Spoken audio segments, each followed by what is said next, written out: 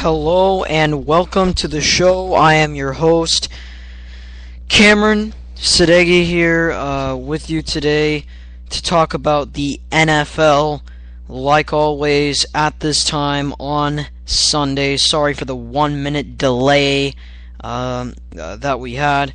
We will have a special guest coming up at 5:30, 27 minutes from now.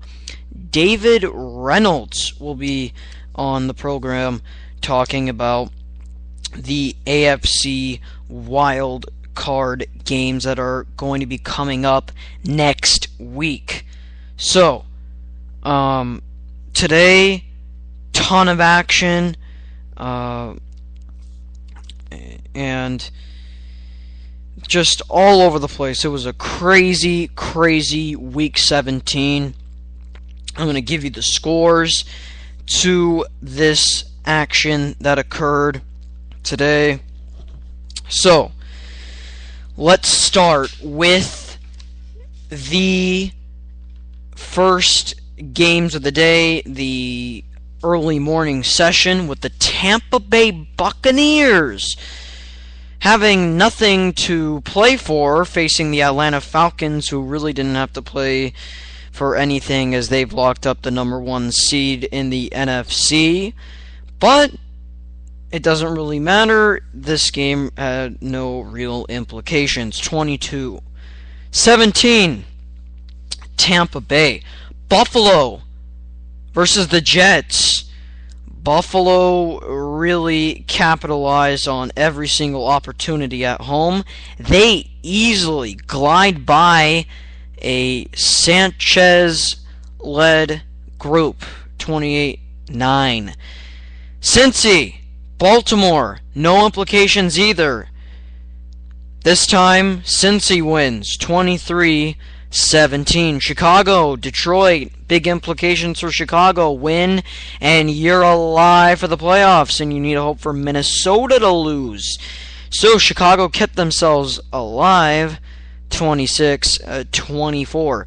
Indy, Houston, if they want to lock up the number one seed, have a week off and not play in the wild card, just beat the Colts. But it wasn't so simple at Lucas Oil Stadium. They lose by 12, 28-16. Carolina, New Orleans, NFC South showdown. No implications, ton of offensive explosion, 44-38. Panthers, Giants, Eagles,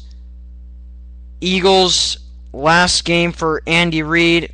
The announcement of him being fired will be tomorrow. You can find that press conference on NFL Network or ESPN or any of your local Philadelphia stations if you're in that area. But it's the end of an era for Andy Reid. 42-7 New York Giants. And I'm not making that up. Jeffrey Lurie, the Eagles owner, said they will make the announcement tomorrow that he will be leaving. Pittsburgh, Cleveland. Cleveland won last time, not so much this time. Pittsburgh's still out of the playoffs. They still win at home, 24-10. Tennessee, Jacksonville, zero implications whatsoever. Tennessee hangs on, 38-20. Denver, Kansas City. Denver on a roll. Denver gets the number one seed in the AFC. They win 38-33.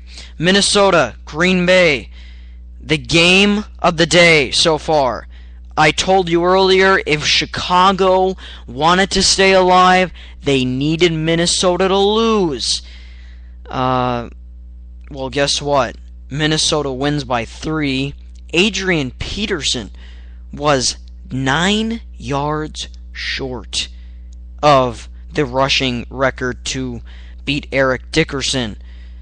He didn't really care. He gave a humble response. He said, I just wanted the win.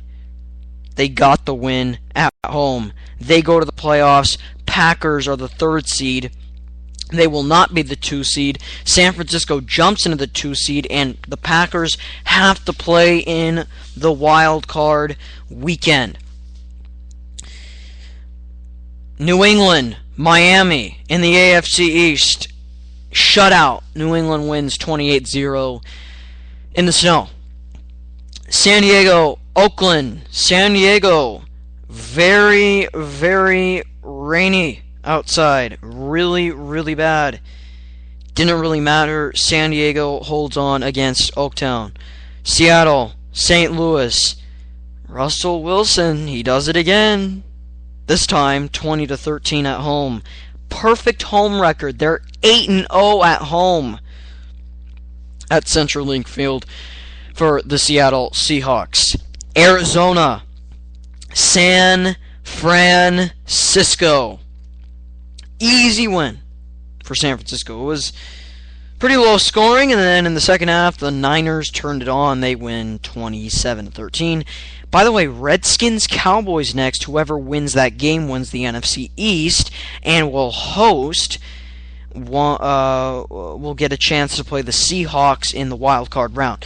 By the way, I might be able to, after the game, come on and have a post-game show for that. I'm not completely sure. I'm pretty sure. So, right after the game, please stay here. Okay? Please stay here. Check Spreaker, and you might see me again. I'm going to do a post-game show, probably get a guest on too, as well, to give their thoughts on the game as well. Alright, you know what? Let's take a quick timeout before I give my reaction to the Vikings and the Packers. This is the Cameron Sadeghi Show. We'll be back in 30 seconds. Alright, Cameron Sadeghi Show. 10 minutes after the top of the hour here on the show. I want to hear your thoughts. Very simple, just tweet me at SM_Cameron, or you can call in 949-456-2911. Or, very simply, you can comment on the little green bubble. There's a green comment bubble, and you can share your thoughts about this week in the NFL. Any questions about the NFL, nothing inappropriate, are welcome. So, let's go right ahead and get to what we wanted to discuss here on the show. Packers, Vikings, 37-34. Vikings are in the playoffs. So, yes, Adrian Peterson did not get the record, but he did tie Earl Campbell, everybody. So, the rushing record stays with Eric Dickerson. By the way, I heard Eric Dickerson say, Scott Hansen of the NFL Red Zone said that Eric Dickerson does not watch that much NFL. He said, I will not be watching the game. Come on, Eric. To me, that was kind of classless on his part. I don't know why he would not want to come see, someone try to break his record. That's just me, but hey. Getting back to the point, though. Vikings looked absolutely beautiful today. Just on offense, defense, special teams, the whole 9 yards. Just everything. The Vikings, again, controlling the tempo, controlling the game, at home, great crowd, big throws by Christian Ponder. I mean, we've thrown him under the bus. I mean, I think most of the media, that's fair to say, thrown him under the bus lately. But, hey, say what you want about Christian Ponder, but he made some huge throws. Huge throws. Okay? And there's nothing to dispute that. No one can dispute that. On 3rd and 11, getting that huge first down right down the left sideline. Gotta be kidding me. In that zone, he found that hole. Wow. Unbelievable. And then, again, Christian Ponder not turning the football over. That's what I loved about him today. Didn't turn it over once. 3 touchdowns, 234 yards today. That's mind-boggling for a guy like him. Because they always say, be the game manager, be the game manager. He was more than that today. He was the extra dynamic in the offensive shootout today. Stunning. I mean, I know Adrian Peterson, he did a ton today. 34 carries, 199 on the ground, and punched it through the goal line for a touchdown. Great job, Peterson. But when they had to get the play action, when they had to get those throws, Ponder delivered. And great kudos to him, and even more kudos to Adrian Peterson with his humble response after the post-game, with the post-game interview with Pam Oliver on Fox after the game. And then, just a great guy. Okay, you're 9 yards short. You're not mad at not making the record. Great job. I'm so proud of Adrian Peterson. I think he's done an absolutely great job in his class personified in the NFL. And if he doesn't get the MVP, then justice isn't served in the NFL with what he's done. Okay? If he doesn't get the MVP, I will be mad at the NFL. I'll go vote him in if I have to. Even though I don't have a vote, I'll make it happen if I have to. Adrian Peterson full-heartedly deserves it. Fully deserves it. Okay? No doubt. No doubt in my mind that he deserves it. Peterson has carried this team. I mean, there are 9 men in the box, 8 men in the box, and he's still making big-time cuts, big-time jukes, stiff-arming defenders. That's the unthinkable. Okay? So, great job, Adrian Peterson. Packers, on the other hand... Oh, by the way, before I even get to the Packers, Vikings, great defense in the first half. Say what you want about, oh, they gave up so many points, and oh. No. They held this Packers team to 10 points in the first half. That in itself is great, in my opinion. Yes, you did give up 24 points in the second half. I understand. But this Packers offense is rolling right now, and they're nearly impossible to stop. So limiting them to 10 and putting yourself in a nice 10-point comfort zone. Yes, Green Bay came back, then you stopped them. You got your points back, and it was just back and forth. Great job by Minnesota. It's a huge victory for them. They can learn from a lot, and you never know. They could come out and win. Oh yes, dare I say this, win a playoff game with this type of experience that they've gained. So, very huge victory. The defense was even great. The defensive line was great, okay? Getting Rodgers on the ground, really putting the pressure cooker on, making it easier for the secondary to make plays. Even though they didn't really get an interception, they still made enough plays to get the victory today.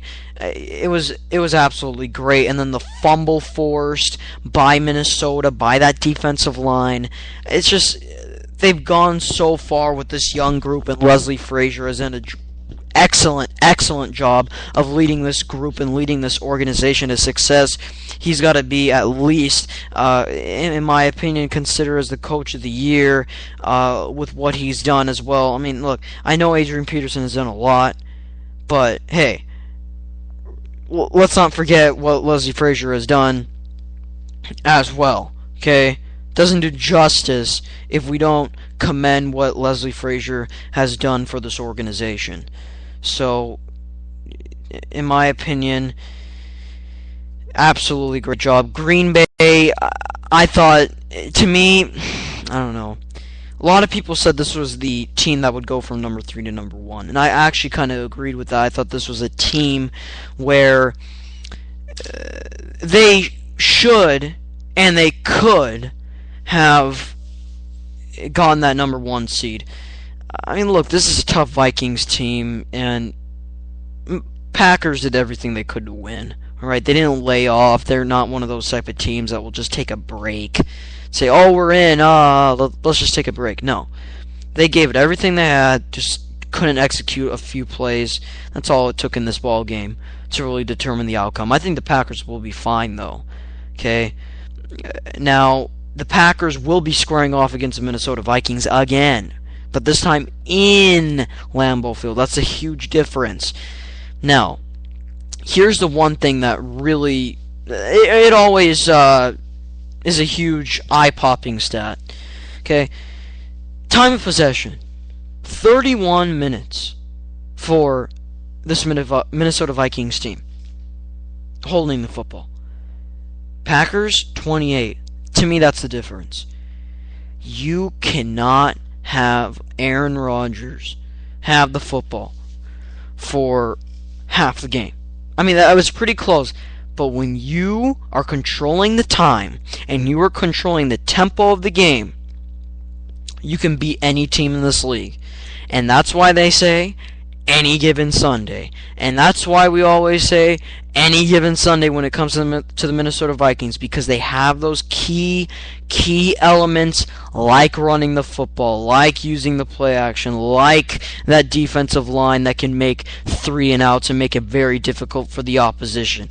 That's why the Minnesota Vikings could possibly catch fire and win one playoff game. That's all. I mean, I'm not making any crazy prediction.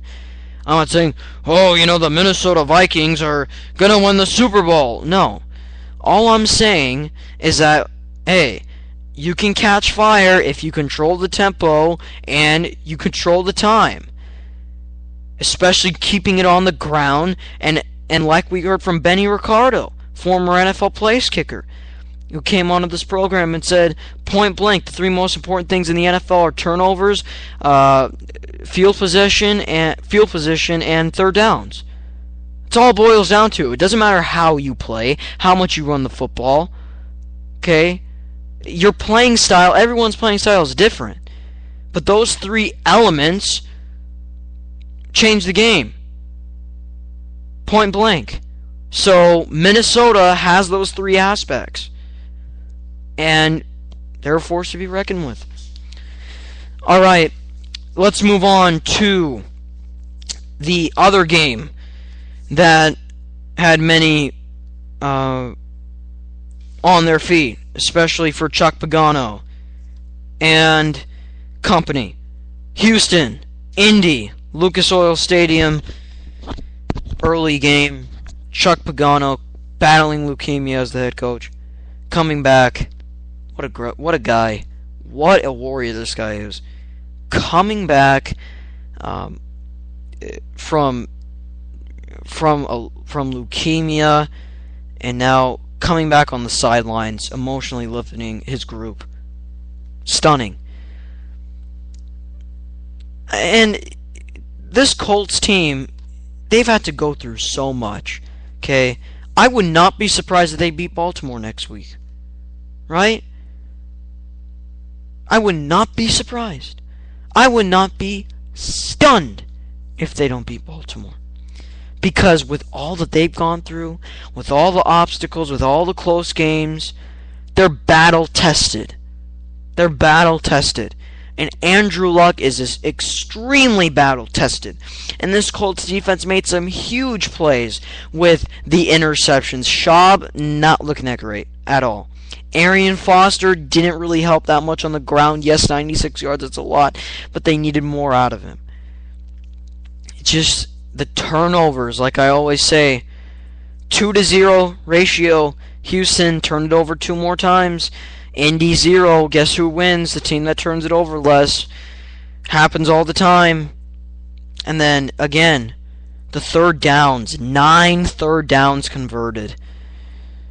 You're going to win a lot of ball games with that. And then Luck with that huge play. Okay, to T.Y. Hilton to close things out with 11:22 to go in the fourth. Right down the seams, right in stride to Hilton, and he bolted off for 6. And then you had the touchdown before that in the third quarter, the 101-yard kickoff return that, in my opinion, broke the back of the Texans.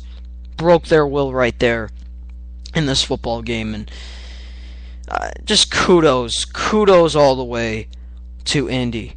and especially Bruce Arians, who filled in and out what Chuck Pagano's been doing, and just Bruce Arians in general with his offensive play calling today. It was absolutely great. Okay, absolutely great. So, great job, Colts. Great job, Texans. You deserved it, and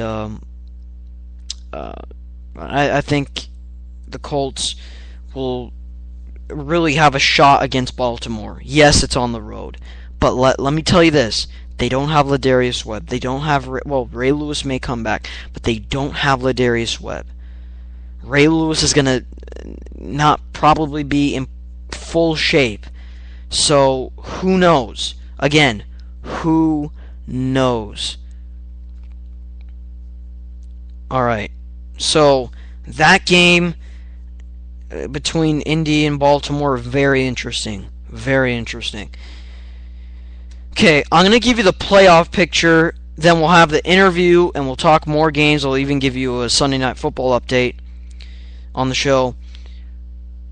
First things first, NFL playoff picture. In the AFC, everything is locked up. Nothing's going to change. Everything in the AFC is done. The Broncos are number 1. The Patriots are number 2.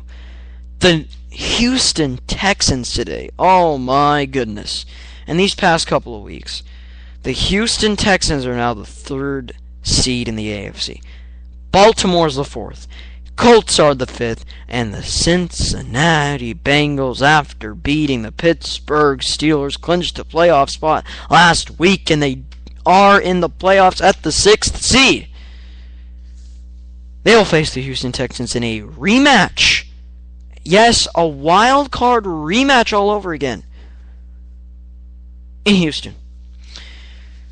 Okay, we'll talk with David about the AFC wild card predictions. He has a few in regards to Bengals, Texans, Ravens, Colts. Excuse me, voice crack. He'll give the lowdown on that. And then Bears. Not Bears. My bad. I was gonna say the Bears, but Falcons rather in the NFC. They're number 1. Packers are number 2. Niners are 3. Actually, no, the NFL got this wrong. Let me update this. Actually, the Niners are 2. The Packers are 3. Okay, so the Niners, with the win today and the Packers loss, they get the bye. Niners are 3. Redskins are 4, as well as the Cowboys, because whoever wins gets in the playoffs and wins the NFC East.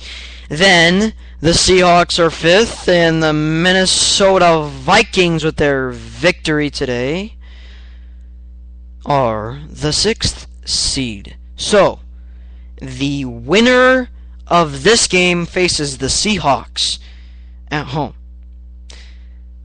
Alright, so let's the game on NBC is about to start in regards to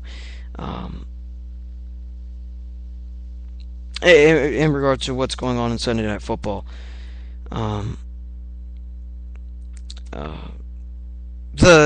of you may be wondering also about how the wild card schedule is going to be. Yeah, some of you are wondering, well, how am I going to find my games? Is it going to be on CBS, Fox, NBC? What is it going to be on?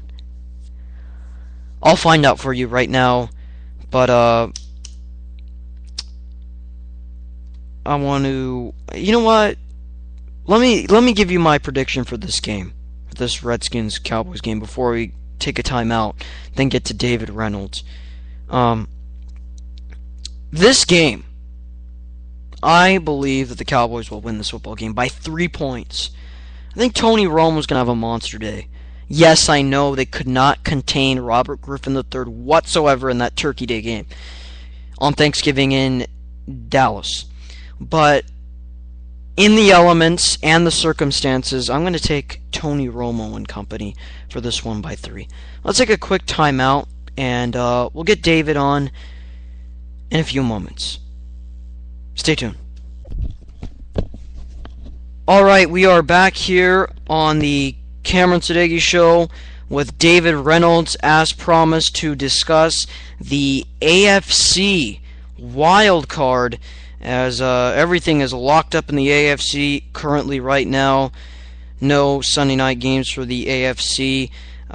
David has been working in Canada on the radio. He's done some work there. Also, he's a referee too. I found that out on your Twitter account. You can follow him on Twitter at Real D Reynolds. Basically, for those of you wondering, it's at and then all lowercase real, then capital D, capital R, and then EYNOLDS for you to follow him. He's got some great sports tweets, and he has his opinion here on the show in regard to the AFC wild card. The games that are occurring, Texans, Bengals, the wild card rematch of last year. You know, a lot of people are disappointed in the Texans and the way that they've played lately. Do you think that with their recent struggles and how the Bengals have basically caught fire recently, do you think this matchup will be closer than the matchup that occurred last year? Well, the biggest difference that you notice right away from last season is that the quarterback is different. TJ Yates is going to be on the bench this time. It's going to be Matt Schaub. But the Texans really ran into an emotional buzzsaw when they played at Foxborough against New England, and they just got crushed in front of a national audience. They were able to get up the next week to play their next game, and they were able to win that one against the Colts. But then they had another game against the Vikings just a week later. They lost that one without even scoring a touchdown, and then they lose again this week. So I guess the biggest question for that one for Houston is, can they come back emotionally, and can they get up for this game? And I'm not 100% sure that they can. Wow. I actually think Houston's... yeah, you know what? I haven't really thought of it that way. I actually thought, you know, Houston's going to easily actually glide through this one, to be honest, at home. And you mentioned the point how with their recent struggles, and I want to get to the point of Cincinnati, because they've caught fire. Their defense is on fire. Andy Dalton's been making big throws, especially the one A.J. Green against the Pittsburgh Steelers, and then the field goal to secure the playoff berth over there in Pittsburgh. So, you know, you look at this Bengals team and the makeup of it, it's pretty good, young talent, but do you think that their playoff experience from last year will carry over and give them some type of edge, or do you think it may just be a lack of personnel in regards to this game? I think it'll help them, but I think that if the Bengals want to win, they want to do it on their own terms. We've seen that Houston, when they struggle, it's usually when they're dug in a hole really deep, or if they don't get that quick lead right away. What they specialize in doing is getting into a quick 7-0 lead and then running the ball with Arian Foster, using that huge offensive line like Chris Myers, Dwayne Brown, big boys. These are Pro Bowlers. Running the ball right behind them and then controlling the clock the entire time. Like you were saying earlier in the show, time of possession and not turning the ball over, that's huge in every single football game. And the Texans have been really good at that as long as they get an early lead and control the pace of the game. That's something that the Bengals actually have the ability to sort of defend, though, because they have a strong run D, and they have an explosive offense with maybe the best quarterback wide receiver combo in the league. It's debatable, but they can score pretty much any second. I have to agree with that. I do think it's going to be closer than the last matchup, especially now with Schaub instead of Yates. I want to move on to the other game between the Colts and the Ravens. Chuck Pagano back, everything firing cylinders all over the place for the Colts. Ravens, you know, they haven't looked like the team of the past. Usually now their offense is their big key, not really their defense that's been leading their team, especially with the loss of Ladarius Webb. Many insiders are expecting Ray Lewis to be back for the playoffs. Do you think this Ravens team has any challenge at hand, or will this inexperienced Colts group really find themselves out of this football game in Baltimore? The playoff experience is a really big X factor for the Colts, because we know that Andrew Luck has never been in the playoffs before. But then again, he's never been a professional quarterback either, and he found that to be pretty easy in his rookie season. I think that if the Colts want to win this game, they have to try to hold on to the football, not turn the ball over, and keep the game close until the fourth quarter, so that they can go on that final drive that they appear to be so good at doing. And if the Ravens want to win that game, they have to use Ray Rice, give him more than 20 touches, and force the Colts D to stay two-dimensional. And a lot of talk has been on the rush defense, and to me, this Colts running game, in my opinion, is not superior, but the Ravens' rush defense hasn't been so great either. Do you think that the Colts need to look forward to going on the ground more often than usual, or do you think they should stay in the passing game and try to test this Baltimore Ravens secondary without Ladarius Webb?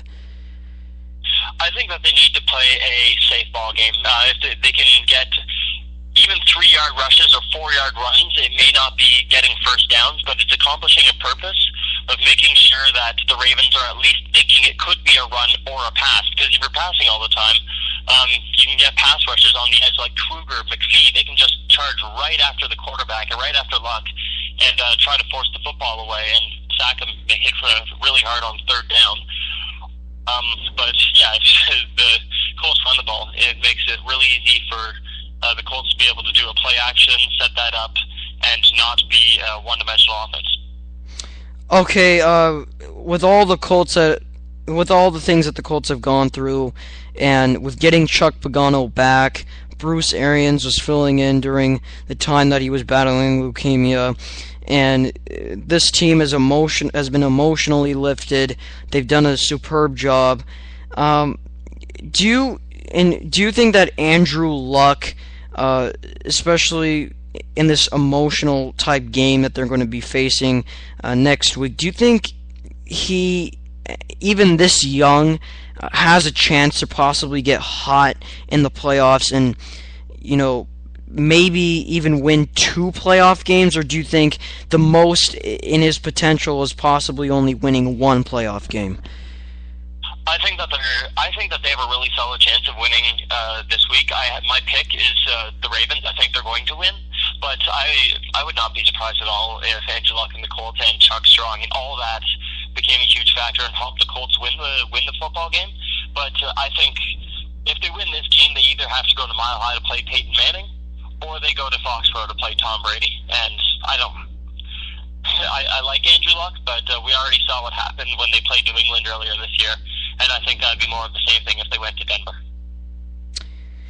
All right, I'm going to hit you up with one last thing. I asked this to all my guests who are NFL related, and I know, look, we're not even in the playoffs yet, but we're very close to that. I want to ask you, with everything that you've seen, with everything that's been going on, who makes it to this year's Super Bowl? In both conferences or just in the AFC? Both conferences. I think in the NFC it's going to be a bit of a battle. I think that the 49ers have the best opportunity to come out of the NFC. I think that the way that they play defense is outstanding, but that's only if Justin Smith can come back for them. That's a huge loss with his partially torn triceps right now.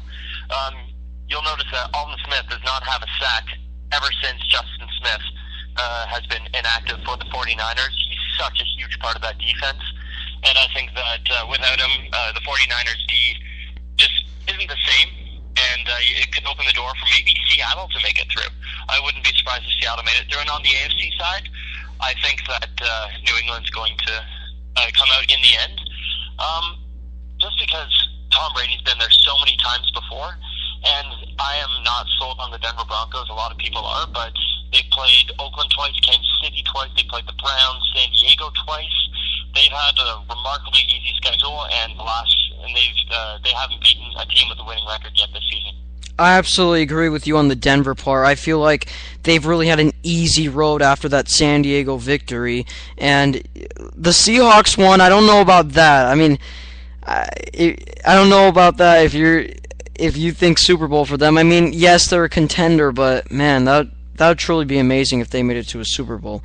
Thank you very much. Oh wait, go ahead. Go ahead. I was just going to say it'd be really amazing, but I think it's a possibility. I mean, you never know. Yeah, I think it might come out of the NFC West this year. All right. That's a great point. Thank you very much, David. Please follow him on Twitter, and I really appreciated you coming on the show. We hope to see you next time on the program. All right, well, thanks for having me. All right, see ya. Okay, so we are done with AFC wildcard predictions. Let's take one quick... Actually, no. Let's not take a quick break. Let me give you an update. Tony Romo just threw an interception. Washington is knocking on the door. They're very, very close to getting the first score of the ball game. So, over there, we had a turnover. Over here, we have a timeout on the show.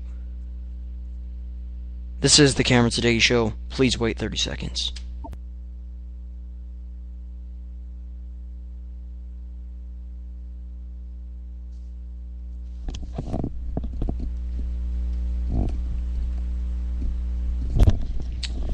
Back on the Cameron Sadeghi Show.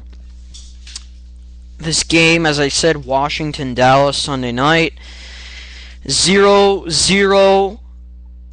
Alfred Morris just got a nice run for the first down.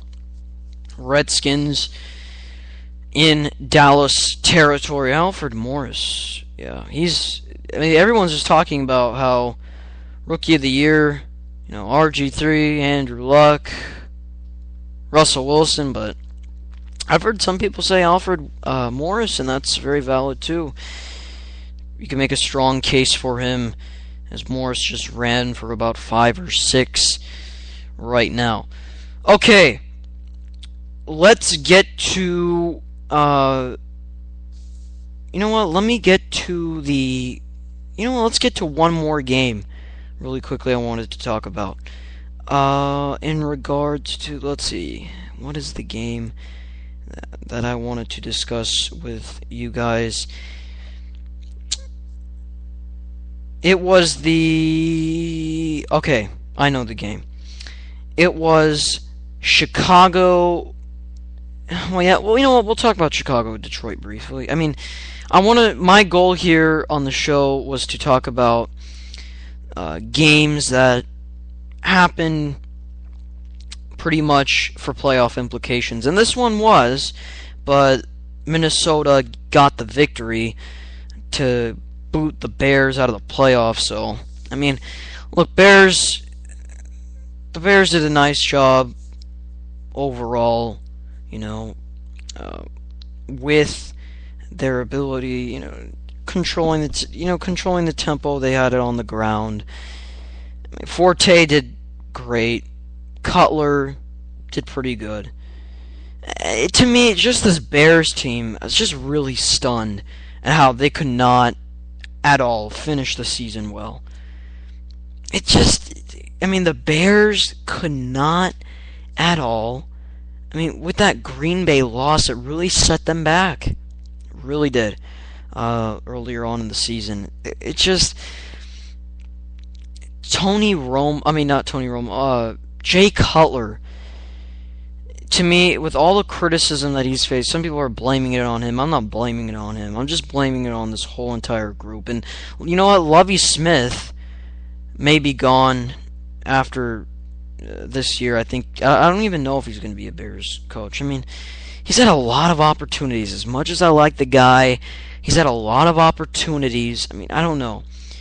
It's such a hard issue to crack down on, because I like Lovie Smith a lot, and he's done a really good job with this team overall. But, I mean, this Bears team, with the talent that they have, they could make it to the NFC Championship.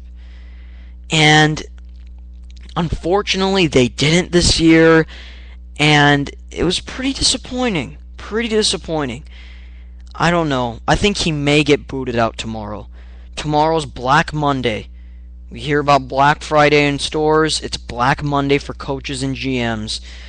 Usually the day after the regular season is over, coaches, GMs get fired. And that may happen. That may happen. May happen. And look, I know which coaches are going to get. Andy Reid's going to get fired. Phillip Rivers, Pat Shurmur is supposedly he's going to get fired. But Lovie Smith is one of those guys on the border. I think he may get fired tomorrow. So let's take. You know what? No, let's continue on. Let's continue on the show. I'm going to give you my NFC playoff predictions, and then we'll close out the show. Packers-Vikings is going to... And I think that's going to be a very competitive ball game, even in Green Bay, as... by the way, something very interesting occurred. Kai Forbath doinked the field goal off the right upright and no good for the Redskins. So it's still 0-0 there. They could not convert on the turnover. Packers-Vikings on the meanwhile. It's the Vikings again. Like David said. I feel like I'm a broken record. Just control the time.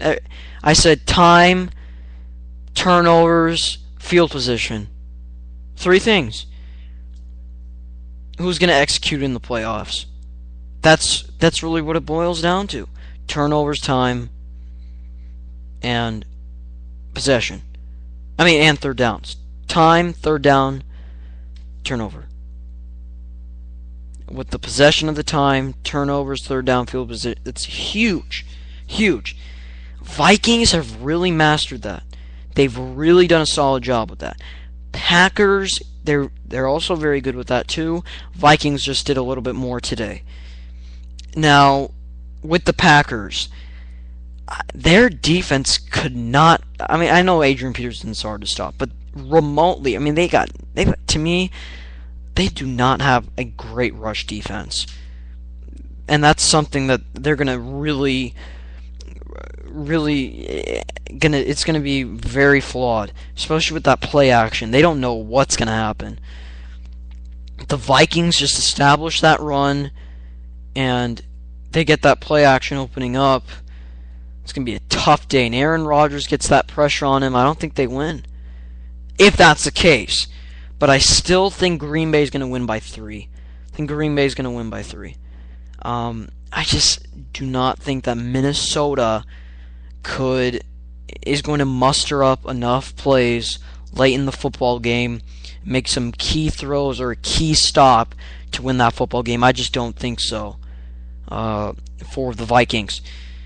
Seahawks, Redskins, or Cowboys. That's so weird. Okay, Seahawks, I actually think they can win in the wild card. I really think, even if they face Washington, I still think they can win. They face Dallas, I think they've got a shot. Now, it's been... For Dallas and Washington, it's been a struggle. For Seattle, they look like a Super Bowl contender. So even though Seattle's the 5th seed, I don't think it will be a stunning upset if they win. They've got all the tools necessary to win this football game.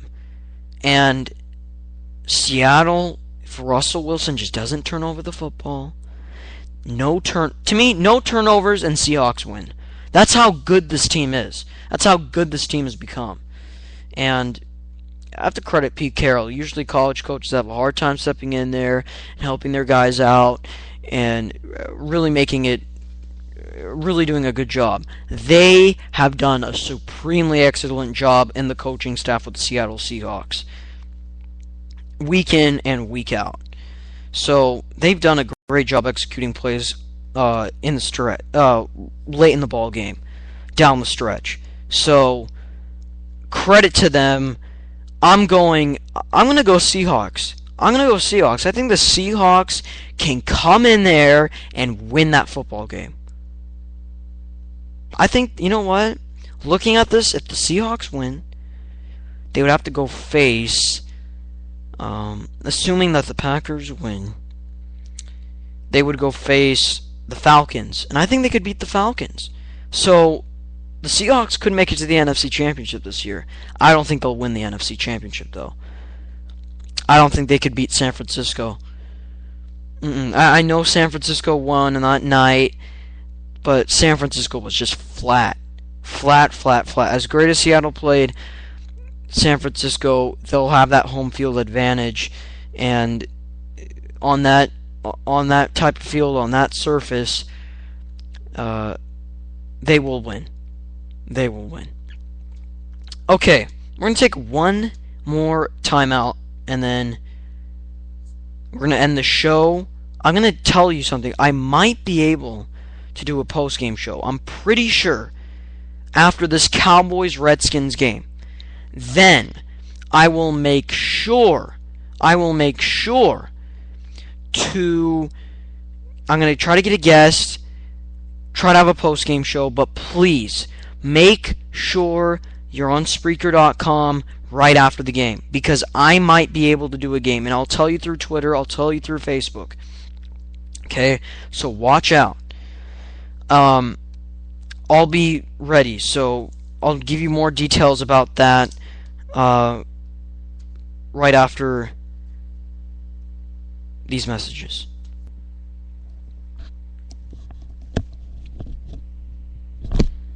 So, please like us on Facebook, National Sports.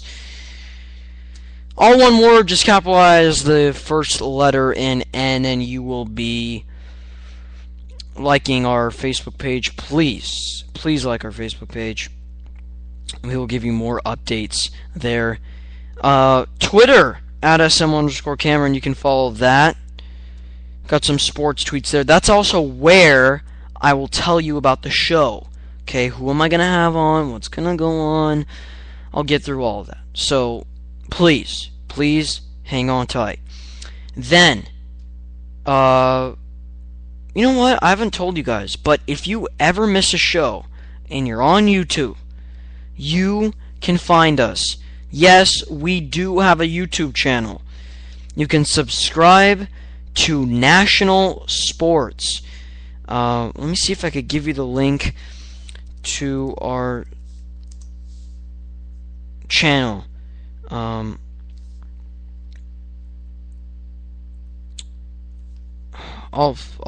get the link for you. I'll get the link for you, and then we'll get things rolling here so you can subscribe, so you can listen to our shows at any time. We haven't really told you guys about our YouTube channel, but please look at our YouTube channel. I'll put the link on the comment board, as Tony Romo is just having a supremely awful day today. He just threw another interception. Man, Tony Romo just threw another interception. Okay, let me give you the link here on the comment board. So I gave it to you right there. Please subscribe to that if you ever miss a show. We really appreciate all your help, all that you guys have done listening on the show. We really appreciate it. Some of you are wondering, why in the world have you not had many shows and all these, not just me, but just other people in general. It's because of the new year. During the start of the new year, we're gonna have Baseball America Radio. We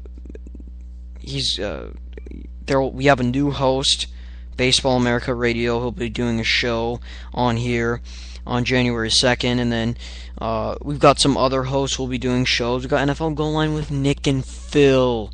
By the way, tomorrow, Monday, 7 p.m. Pacific Time, like always. NFL Goal Line with Nick Rice, Phil, Nunziata on Spreaker.com. 7 to 8. Please listen to that show. And then, basically, we will have more shows during the new year.